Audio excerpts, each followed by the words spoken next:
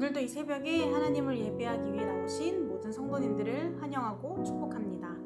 오늘 하나님이 우리에게 주시는 말씀은 욥기 30장 16절부터 31절까지의 말씀입니다. 그 중에서 20절부터 26절까지의 말씀을 제가 봉독하겠습니다.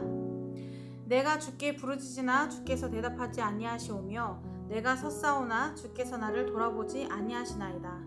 주께서 돌이켜 내게 잔혹하게 하시고 힘있는 손으로 나를 대적하시나이다.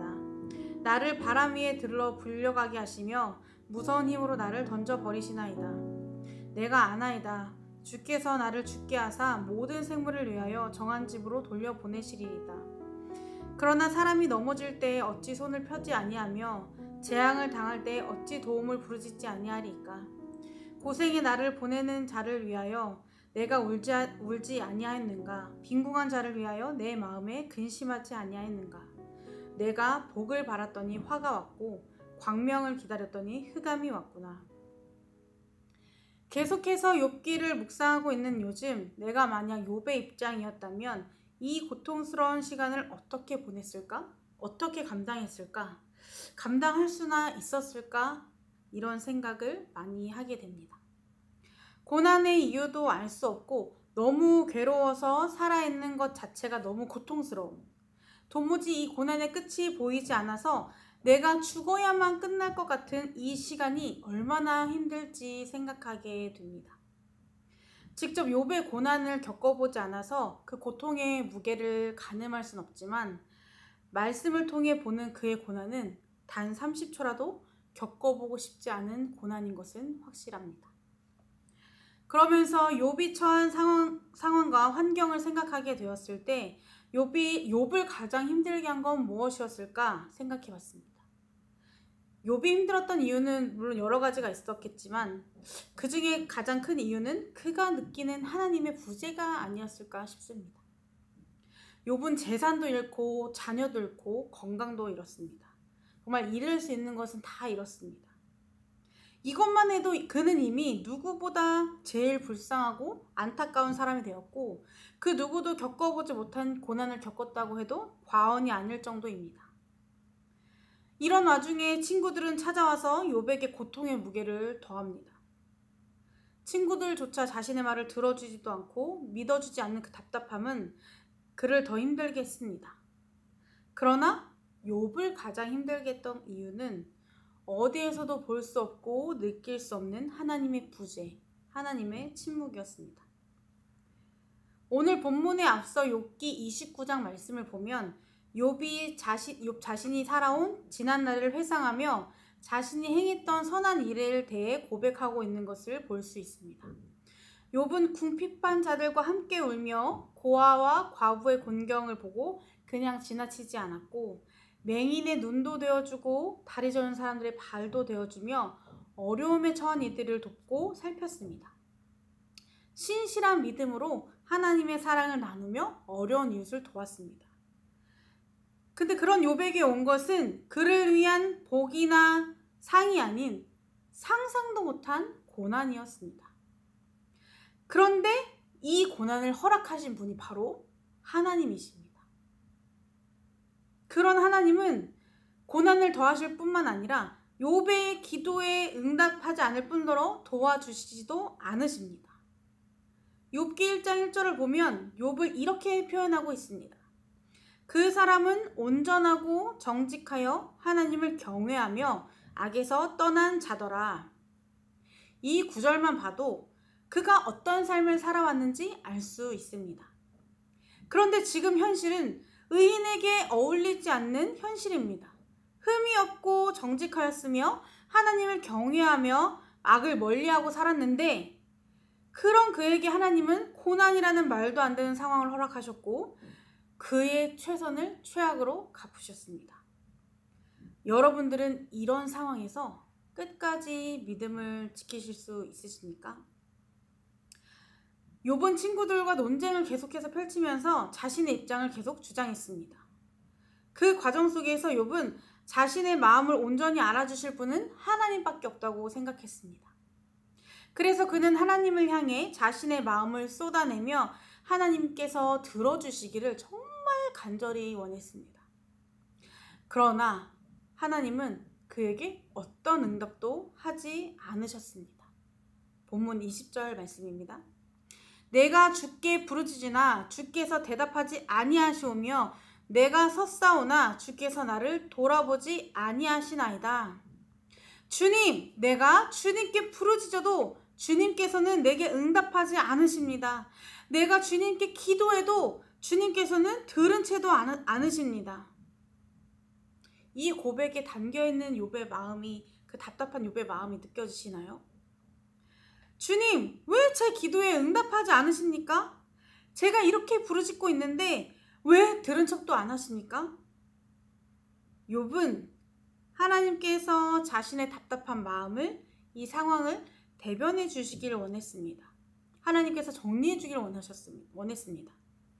자신의 심정을 제일 잘 알고 있는 분이 하나님이라 믿었고 이 모든 상황의 주권이 하나님께 있다고 믿었기 때문입니다. 그러나 하나님은 아직까지 욥의 기도에, 그의 부르짖음에 한 번도 답하지 않으셨습니다. 20절 말씀처럼 들은 채도 안 하셨습니다. 그런 하나님을 바라보는 욥의 심정은 어땠을까요? 욥은 날마다 고통으로 몸부림치며 이 힘든 시간을 견뎌내고 있었습니다. 그러면서 하나님께 부르짖었고 하나님께 구원의 손길을 내밀었습니다. 그런데 하나님은 그 부르짖음을 외면하고 계셨습니다.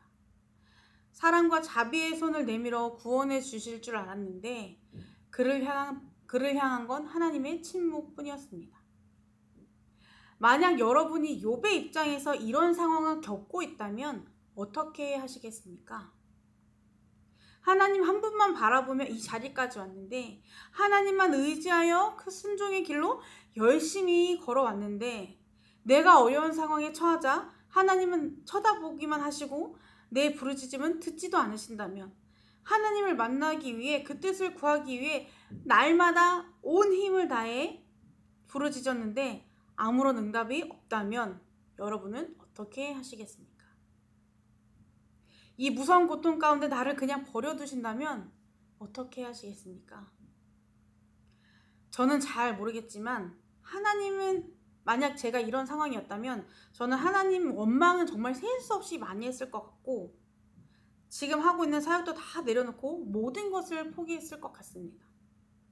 세상 사람 아무도 내 편이 아니어도, 나를 믿어주지 않아도 하나님 한 분만 바라보며 버텼는데 돌아오는 것이 침묵뿐이라면 정말로 깊은 절망에 빠질 것 같습니다. 믿음을 지키는 것이 정말 어려웠을 것 같습니다. 사실 우리는 욥기의 마지막을 보았기 때문에 욥이 아무리 힘든 고난 속에 있어도, 고통 속에 몸부림치고 있어도 마지막에 하나님이 그의 모든 아픔을 회복시켜 주신다는 것을 알고 있습니다. 그래서 그나마 숨통이 트입니다. 그러나 당시 고통 속에 있는 욥은 그 사실을 알 수 없기에 날마다 목이 점점 조여오는 듯한 벗어날 수 없는 고통을 마주하며 자신의 생명이 얼마 남지 않았다고 생각하게 됩니다. 하나님은 하나님만이 가지고 계신 유일한 주권으로 언제나 우리의 생각을 뛰어넘어 일하시는 분입니다. 그 누구도 하나님의 뜻이 무엇인지, 앞으로 어떤 일을 하실지 예측할 수 없습니다. 그래서 우리가 어떤 삶을 산다고 해도 그 삶으로 인해 앞으로 어떤 일이 일어날지 알 수 없습니다. 물론 얼마든지 좋은 일도 많겠지만 욥과 같이 악을 멀리하며 하나님을 경외하며 정직하게 살았는데 상상도 못한 고난을 받을 수도 있는 것처럼 최선을 다해서 하나님의 뜻에 순종하며 살았는데 그 결과가 좋지 않을 때도 있다는 것입니다. 또한 하나님은 우리의 기도에 응답하실 수도 있고 침묵하실 수도 있는 권리가 있으신 분입니다. 우리는 여기에 불만을 제기할 수가 없습니다. 하나님을 고소할 수도 없고 하나님께 대하여 정당한 대가를 요구할 수도 없습니다. 왜냐하면 우리는 그 뜻대로 지음받은 하나님의 피조물이기 때문입니다. 그래서 우리에겐 결정권이 없습니다. 결과가 좋고 나쁨에 따라서 하나님의 뜻을 따르겠다 결정할 수가 없고, 하나님의 뜻이라면 그냥 받아들여야 하는 것이 우리의 삶입니다. 이런 우리에게 필요한 것은 무엇일까요? 바로 그리 아니하실지라도의 믿음입니다. 다니엘의 세 친구가 처형당할 위기에 처해 있을 때 고백했던 것처럼, 하나님이 우리를 그 뜨거운 풀무불에서 건져내지 않으실지라도, 그렇게 하지 아니하실지라도 우상에게 절대로 절하지 않겠다는 그 믿음을 고백한 것처럼, 우리에게도 이 고백, 이 믿음이 필요합니다. 열심히 하나님을 믿고 따르며 순종했지만 그 결과가 내가 생각한 것과 다를지라도, 열심히 부르짖으며 하나님께 매달렸지만 아무런 대답이 없으실지라도 끝까지 인자하시고 선하신 하나님만 믿고 따르겠습니다 라는 결단이 있어야 합니다. 왜냐하면 이미 우리는 그분께 구원의 은혜를 선물로 받았기 때문입니다. 가장 큰 선물을, 가장 중요한 선물을 이미 받았기 때문입니다. 그리 아니하실지라도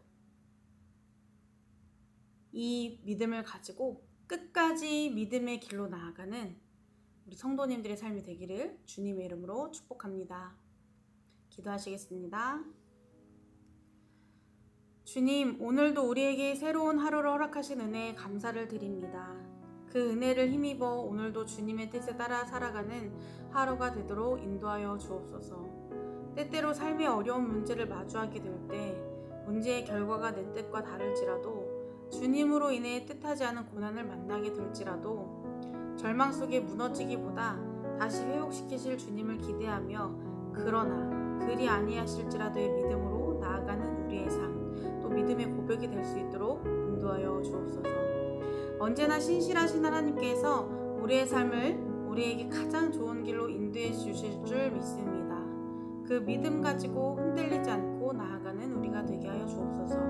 예수님 이름으로 기도드립니다. 아멘. 이 두 가지 기도 제목을 놓고 함께 기도하겠습니다. 첫 번째로, 우리에게 베푸신 구원의 은혜를 기억하며 그리 아니하실지라도 믿음으로 나아가는 우리의 삶이 되도록. 두 번째로, 삶의 모든 순간에서 신실하신 하나님께 모든 것을 맡기고 믿음의 담대함으로